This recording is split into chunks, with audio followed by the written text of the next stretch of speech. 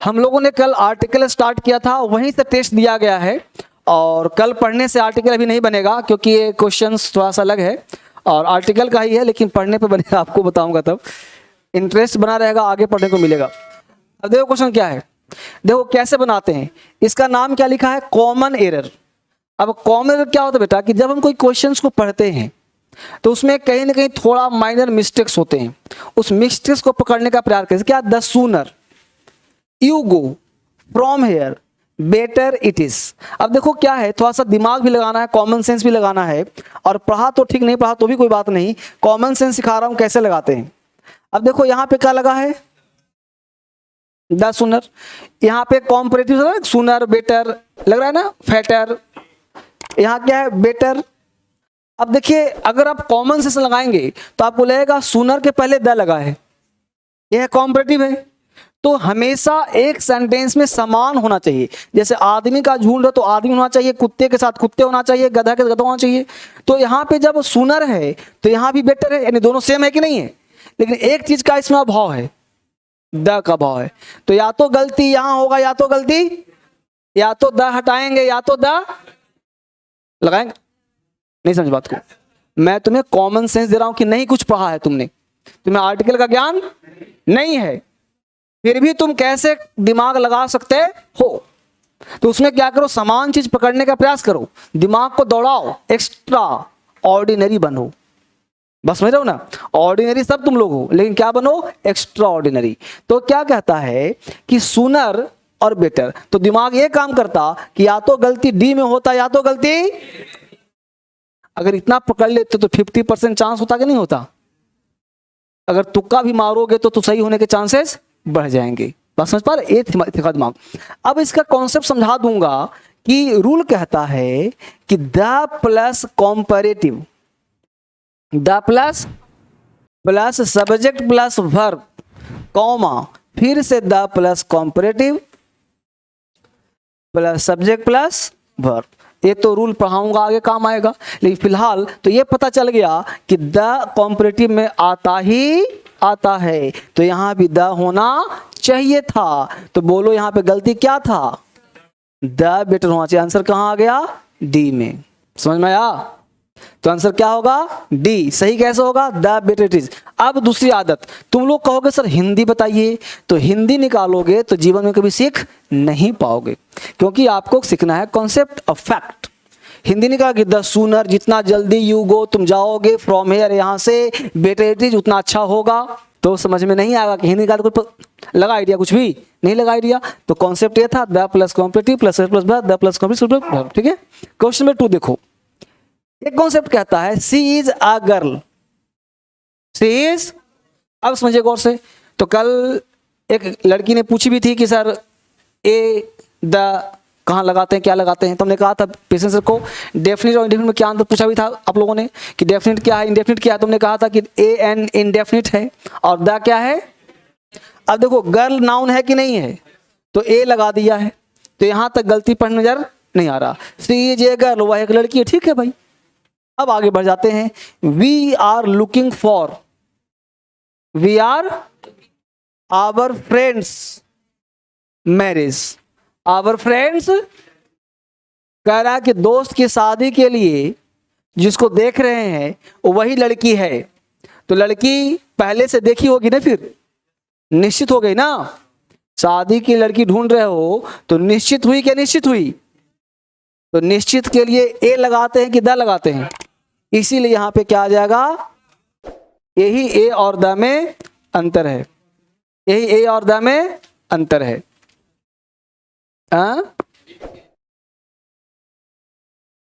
सुनो कहानी, हमने क्या कहा, सी इज ए गर्ल, कोई गलती नहीं है।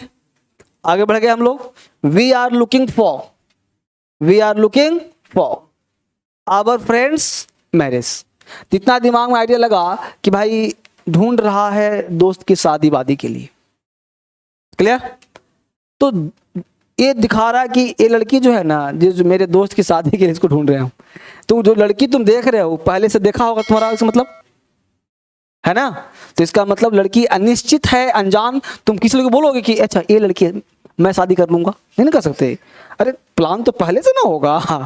तो निश्चित क्या निश्चित, तो निश्चित में क्या लगाते हैं, यही अंतर है, ए और द में यही अंतर है। अगर अनजान होती तो ए से काम चल जाता, लेकिन हम कह रहे हैं शादी के लिए, दोस्त शादी के लिए, तो निश्चित हो गई, तो क्या लगाना पड़ेगा, द। बेसिक कॉन्सेप्ट, कोई दिक्कत। अगला क्वेश्चन, अब 3 देखो, 3 क्या कहता है, he gave me an 1 rupee note to fetch a pencil from the market। अब देखिए यहाँ पे कह रहा है ओवन, कल पढ़ाया था ना तुम लोगों को ओवन। अब वन का साउंड लिप्स से हो रहा है नहीं हो रहा, तो बोलो ए लगेगा कि एन लगेगा, ए लगेगा, फिर भी एक लगे ए लगेगा। आ वन आइड मैन, यूपीएससी में 2 बार पूछा है, सीजीएल का ही पूछा है, एक क्वेश्चन पूछा हुआ है सीजीएल का। क्वेश्चन नंबर 4 में देखो, question number 4, the English is the language of the English, the English is the language of the English. यहां भी द इंग्लिश है, यहां भी द इंग्लिश है। अब मामला है क्या, मुद्दा ये है, अब इंग्लिश है क्या जी, name of language, name of language. अब थोड़ा दिमाग लगाओ, कभी बोलते हो ऐसा आई स्पीक द हिंदी, नहीं बोलते ना, क्या बोलते, आई स्पीक हिंदी बोलते हो, I speak Urdu, I speak Bangla. यानी लैंग्वेज के नाम के पहले द लगाना उचित नहीं है। क्लियर। अब प्रश्न ये उठ रहा है कि यहां भी द इंग्लिश है, यहां भी द, तो गलती तो कहीं एक ही जगह होगा भाई, एक सेंटेंस में 2 गलती तो होगा नहीं, तो फिर कौन सा द हटेगा, और हटेगा तो दोनों हटेगा, तो कौन सा द हटाएं और कौन सा द ना हटाएंगे तो फर्क नहीं पड़ेगा। तो बोलो सी वाला हटाएं, अगर सी हटाते हैं फिर पढ़ते हैं, the English is the language of English, तो हिंदी पता क्या निकला। अब किसी भी लैंग्वेज के नाम के पहले द लगाते हैं तो उसकी जाति को इंडिकेट कर देता है। नया कॉन्सेप्ट सीखो, ये पढ़ाऊंगा आगे। किसी भी लैंग्वेज में अगर द लगाते हैं तो क्या हो जाता है, जाति। तो इंग्लिश नेम ऑफ लैंग्वेज हो गया, द लगा दिया तो हो गया जाति, ना जाति, जाति मतलब अंग्रेज, क्या हो गया, अंग्रेज। तो द इंग्लिश का मतलब क्या होता है, अंग्रेज। जैसे पढ़ोगे एनसीईआरटी लिखा the English came India in फलना फलना डेट, द इंग्लिश केम मतलब अंग्रेज आया था, समझ बात को। तो द इंग्लिश में क्या हो गया, अंग्रेज। अब हिंदी क्या निकला, अंग्रेज इज द लैंग्वेज, यानी अंग्रेज भाषा है, ऑफ अंग्रेजी। तो गलती हुआ कि नहीं हुआ, इसका मतलब कि जो यहां पे द लगा है ये प्योर सही है, इस द को हटाना पड़ेगा, तो हो जाएगा अंग्रेजी। अंग्रेजी इज द लैंग्वेज, अंग्रेजी भाषा है किसका, अंग्रेज का, तो इसका हिंदी हो गया अंग्रेज। हिंदी क्या हो गया, अंग्रेज। तो the English is the language of, English is the language of the English. फिर से बताइए, फ्री का मास्टर पा लिया है, यहां हो गया अंग्रेजी, द हटा दे क्या हो गया, अंग्रेजी इज द भाषा ऑफ अंग्रेज, यानी अंग्रेजी भाषा किसका है, अंग्रेज का। क्लियर। तो द इंग्लिश से क्या हो गया, अंग्रेज हो गया। क्लियर। तो गलती कहां हो जाएगा, ए वाला पार्ट में, यहां गलती नहीं है। गलती कहां है बेटा, ए द नहीं हटेगा, ठीक है, ए सही है। तो हो जाएगा अंग्रेजी इज द लैंग्वेज ऑफ अंग्रेज। क्लियर। क्वेश्चन नंबर 5 में आ जाओ। ये सब आर्टिकल का बेसिक है जो आपको समझ में आएगा। 5 है, this is a best book. ये तो आप बचपन से पढ़े होंगे, सुपरलेटिव से पहले द लगाते हैं, तो this is a best book की the best book. Superlative degree से पहले क्या लगाते हैं, आर्टिकल द लगाते हैं, यानी the is used before superlative degree. Comparative में द नहीं लगता है, कॉम्परेटिव में the plus comparative plus plus verb. The higher you go the cooler you feel, तुम जितना ऊपर जाओगे ठंडक महसूस करोगे, तो जितना उतना का सेंस होगा तब द लगाते हैं। और सुपरलेटिव में 100% द लगाते हैं, बिना सोचे समझे, बिना सोचे समझे द लगाते हैं। यानी सुपरलेटिव होगा तो द नहीं लगाओ तो गलत हो जाएगा, ये फैक्ट हो गया। ठीक है। क्वेश्चन नंबर 6 में आ जाओ। Let me smile with the vice and feed with the rich, यहाँ पे द होना चाहिए था, क्यों होना चाहिए सर, तो एक कॉन्सेप्ट काम करता है, किसी भी एडजेक्टिव में अगर तुम द लगाते हो तो वो जाति बन जाता है, और वह जाति बन जाता है नाउन, और वो हो जाता है प्लूरल। जैसे रिच का मतलब अमीर, द रिच का हिंदी होता है अमीर लोग। पुअर का मतलब गरीब, द पुअर का मतलब ब्लैक, मतलब द ब्लैक मतलब काले लोग। ब्लाइंड मतलब द ब्लाइंड। ब्रेव का मतलब द ब्रेव बहादुर लोग। इसलिए द पुअर के साथ पीपल लगाना गलत होता है। द पुअर पीपल नहीं कह सकते आप, द ब्रेव पीपल नहीं कह सकते, द रिच पीपल नहीं कह सकते। यही कॉमन पूछेगा तुमसे। क्लियर? तो जल्दी जल्दी करो फटाफट, टाइम लगा दूंगा ज्यादा फिर।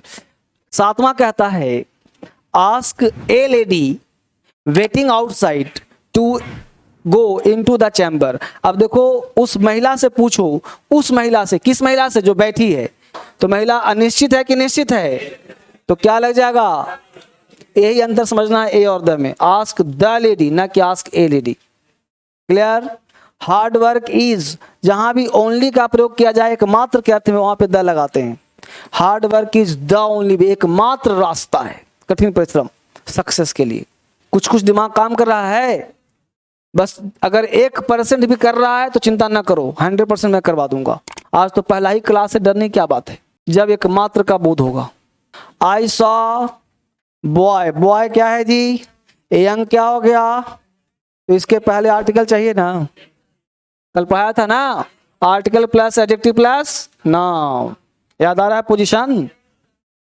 तो I saw a young boy, she spoke the truth. Phrase है स्पीक द ट्रूथ और टेल ए लाई।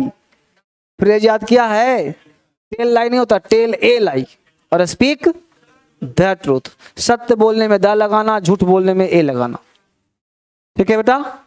10 तक हो गए सबके? वापिस आइए, फिल इन द ब्लैंक्स में आ जाइए। Newton saw an apple falling on, no article. क्यों सर? ऑन अर्थ फ्रेज होता है, तो ऑन अर्थ के बीच में कभी भी आर्टिकल नहीं आता है।